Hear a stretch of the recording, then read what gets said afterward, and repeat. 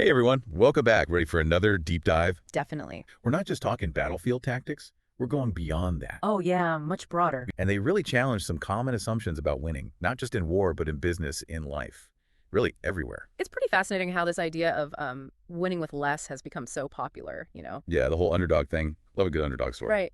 But it kind of pushes back on that, like hard. So if it's not about being the underdog, what's Sun Tzu really getting at? Well, it digs into the principle of force, but it's not just about like brute strength. Okay, so not just raw power. Right. It's more about a strategic kind of force, like an overwhelming investment in what you're doing. Overwhelming investment. Yeah, and the more you put in, the less risky it actually becomes. Wait, hold on. How does putting more into something make it less risky? I mean, what if it all goes wrong? That's where the strategy piece comes in. Some pretty interesting historical examples. Oh, I love a good historical example. Give me one. Okay, think about the Qin dynasty unifying China.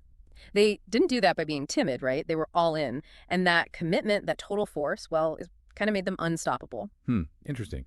So it's about having resources, but also like the guts to actually use them, to really go for it. I think so. It's more about calculated risk, I'd say. The idea is that when you really invest in something, you're more likely to give it everything it needs. The time, the energy, everything. You're not just testing the waters, you're diving in head first. That makes sense. If you're only half committed to something, you're probably not going to give it your best shot. And then, yeah, things can fall apart. But what about times when you're clearly outmatched? Like the Spartan 300, right? They were incredibly brave, but completely outnumbered, and, well, they lost. Right. It talks about how even when you're facing a bigger opponent, you can still create what it calls moments of localized superiority. Localized superiority. Yeah, it's like even if you're outnumbered overall, you can find ways to concentrate your forces at critical points. The example of Chairman Mao's Red Army. They were often outnumbered by their opponents, but they were masters of maneuvering and finding those moments of advantage. Oh, yeah, like that incredible story of the Red Army's, what was it, the 4 crossings of the Chishui River? Yeah. That was genius. Exactly. It wasn't just about reacting. They were creating those advantages through strategy and a deep understanding of, well, both the terrain and the enemy's weaknesses. So it's not just about having more, it's about having more when and where it matters. So we bring this to like a business setting. It's not about spending the most money. It's about using your resources strategically, right? Knowing where to focus to get that decisive advantage. Absolutely. Think about the really successful companies. They didn't get there by being hesitant with their resources, right? Sure. They figured out where they needed to dominate and then went all in to make it happen. They were committed to their vision and they backed it up with, well, with everything they had. That's inspiring. It's like there's a lesson here for all of us, no matter what we're doing. Don't be afraid to really commit, to put yourself out there, but do it smart, do it strategically. Yeah, know where to apply that force. Right.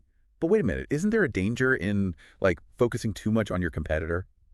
Knowing yourself, knowing the customer. It talks about 2 big traps people fall into. Okay. Is the first one getting so focused on the competition that you forget about The customer, exactly. you get so wrapped up in trying to beat the other guy that you totally lose sight of the people you're actually trying to reach? It happens all the time. You get caught in this game of one-upmanship and the customer gets lost in the shuffle. So instead of that, you've got to understand your target audience, their needs, what they want, what problems they have, and then focus on how you can help them, right? Absolutely. And the second trap is, well, not really understanding your own strengths and weaknesses. It's like going into battle without knowing what your army can actually do. Right. You need to know your strengths, your weaknesses, where you're vulnerable. Exactly. And it's not just about feeling good. It's about making smart choices. If you know where you're weak, you can either work on those areas or focus on what you're good at. It's like playing to your strengths, knowing when to hold back, when to get help. Right. This is all really fascinating. We've gone from winning with less to realizing that sometimes the best move is to invest heavily, to go all in, but to do it strategically, and to really know yourself and your customer. It's about shifting your mindset, I think. Don't think about what you don't have. Think about where you can make the biggest impact with what you do have. That's a powerful shift. Yeah. It's like having the confidence to believe in yourself and your vision. Yeah. But it also comes with a sense of responsibility, right? You can't just throw resources around. You've got to be smart, strategic, focused. Totally agree. And that actually leads us to another really cool insight. It talks about what it calls the 5 ways to know victory. It's like Sun Tzu's giving you a cheat sheet. These 5 ways are all about knowing when and how to act and making sure everyone's on the same page. Ooh, a cheat sheet for victory. Lay it on me. What's the first one? Okay, so the first one is all about choosing your battles. Choosing your battles. Yeah. Sun Tzu says, know when to fight and when not to fight. Sounds simple, right? But there's a lot to unpack there. Yeah, there's definitely some wisdom in that. So it's not about being like a pacifist. Right. Not at all. It's about being strategic, knowing when to go all in and when to hold back. Kind of like what we were saying earlier about that principle of force. Yeah, I see the connection. Sometimes it's smarter to wait, to observe, to gather information before you commit. Exactly. It's about discipline. Don't just jump into every fight that comes along. I feel like I needed that advice like every day. Don't we all? It's easy to get caught up in the moment. But Sun Tzu is saying, hey, step back, assess the situation, and make sure this is a fight worth having. Okay, makes sense. Pick your battles wisely. Mm.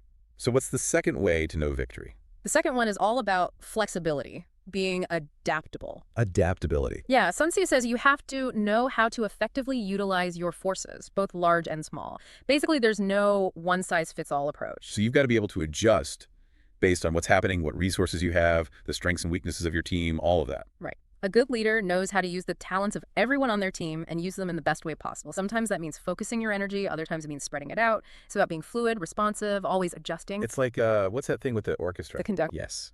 The conductor. You have all these instruments, right? All different sounds, and the conductor has to bring them all together to make this amazing music. I love that analogy. It's about synergy. The whole is greater than the sum of its parts, right? But you have to understand all the individual parts and the big picture. Okay, that's number 2. What's the third way to know victory? Number 3 is all about unity, a shared purpose. Sun Tzu says it's essential that everyone from the leader to the troops is aligned and committed to the goal. So even with a great strategy, if your team isn't on board, you're in trouble. Exactly. You need buy-in from everyone involved. If there's conflict or no trust or confusion about what you're trying to do, well, forget it. You're not going to get anywhere. Yeah, it's like, what's that saying? A house divided against itself cannot stand? Something like that. That's it. You Wow. need that unity, that collective energy, everyone moving in the same direction. So how do you think leaders can create that kind of unity? What can they actually do? Everyone needs to understand the mission, the plan, how they fit into it, but it goes beyond just telling people stuff. It's about inspiring them, making them feel like they're part of something bigger, building that trust. It's not just about giving orders, it's about creating a shared vision. Exactly. People are more committed when they believe in what they're doing. This is making me think about all the times I've been on a team where, like, everyone was really in sync. We were so much more effective. We actually had fun. It's amazing what people can do when they're working together towards something they believe in. All right, ready for number 4? Hit me with it. Okay, number 4 is a classic. Be prepared to strike when the enemy is unprepared. Oh, I like that one. Sun Tzu's talking about preparation, timing, seizing the opportunity when it's there. So being proactive, What? like anticipating what your opponent is going to do and Yeah. being ready to take advantage. Exactly. Being ready to act when the time is right, whether that's launching something new, making a big move, or just seeing a good situation and going for it. It's like, that Mike Tyson quote, everyone has a plan until they get punched in the face. Oh, I love that one. You've got to be able to adapt, to Cool. think on your feet. And yeah, sometimes that means hitting back when they least expect it. That's a great point. You have to have a plan, but you also have to be ready to change the plan if you need to. And that means constantly gathering information, analyzing the situation, staying ahead of the game. Okay, so always be prepared and be flexible. Yeah. Got it. What's the 5th way to know victory? This one emphasizes trust and empowerment. Trust and empowerment. Okay. Sun Tzu says, have a leader who is capable and doesn't interfere with those who are actually executing the plan. So knowing when to step back and let your team do their thing. Exactly. A good leader doesn't need to micromanage. They set the direction, provide support, and then they trust their team to get it done. It's about creating an environment where people feel like they can make decisions, take ownership of their work, without someone looking over their shoulder all the time. Right, because micromanaging, it can stifle creativity, it can kill motivation. Yeah, and I imagine it slows everything down too. Yeah. Every little decision has to go through the boss. Exactly. A truly effective leader knows how to delegate, to empower their team, to create an environment where people can do their best work. I've definitely worked in places where I felt micromanaged, and it was awful. You just feel like you can't do anything right. But when I've had the freedom to make decisions, to take ownership, it's a totally different story. It's night and day, right? It shows how important it is for leaders to create that culture of trust. When people feel valued, respected, they're going to be more engaged, more motivated, more committed. Okay, so we've got these 5 ways to know victory. The most important thing is to actually know how to win. Know how to win. What does that even mean? It's not just about understanding the principles, right? It's about knowing how to use them in the real world. It's about analyzing the situation, figuring out everyone's strengths and weaknesses, and then coming up with a plan that works. So it's not just knowledge. It's what? Wisdom. I think so. It's knowing how to use what you know. And that's where experience comes in, intuition, maybe even a little bit of luck. This makes me think about something we talked about earlier, about how knowing your customer is as important as knowing your competitor. Absolutely. You have to know who you're trying to reach, what they need, how you can give them something valuable. So it's not just about winning the battle, it's about winning over the people you want to serve. In the long run, yeah, that's what matters. So we've talked about a lot to some specific leadership pitfalls that can trip you up, even if you understand all this stuff about strategy and winning. Oh, leadership pitfalls. Everyone loves a good pitfall. So what are these mistakes that we should be watching out for? 3 big ones, and they're pretty common, even for people who've been leading for a while. The first one is misjudging your own strength. So like taking on too much, like launching a huge project when you can barely keep up with the day-to-day stuff. Yeah, that's part of it. It's about being honest about what you and your team can actually handle, what resources you've got, what you're up against. Sun Tzu would probably say, whoa there, slow down. Let's make sure we're really ready for this. Makes sense. I mean, charging into battle without thinking it through is, yeah, that's not a good strategy. You got to know when you have a real advantage and when it's smarter to kind of step back and reassess. Exactly. And that leads to the second pitfall, meddling in areas where you don't really have the expertise. So not being a control freak. Yeah.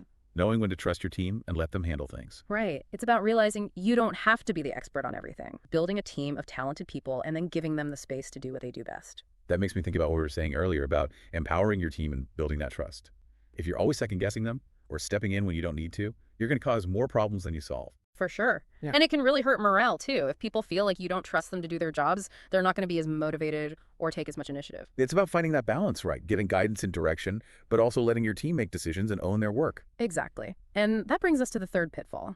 The lecture calls this one clinging to outdated plans. So even if you have a great plan at the beginning, you have to be willing to adapt as things change. Right. Sun Tzu knew that the battlefield is always changing, just like the business world. New information comes up, new challenges pop up, opportunities appear. A truly successful leader is someone who can roll with those punches and even use them to their advantage. It's like that saying, no plan survives contact with the enemy. You got to think on your feet and adjust as you go. Totally. And that takes a certain amount of humility, too. You have to be willing to admit when you're wrong, change direction if you need to, and be open to new ideas, even if they challenge what you originally thought. It's not about having all the answers. It's about being open to learning and growing as a leader. Exactly. And I think that's what makes Sun Tzu's work so relevant even today. He was writing about war centuries ago, but his ideas are still so powerful for leaders in any field. Wow, we've covered a lot in this deep dive. It's been a pretty amazing journey through the art of war. It has. And for me, the biggest takeaway is that real success, it's not just about brute force or outsmarting everyone else.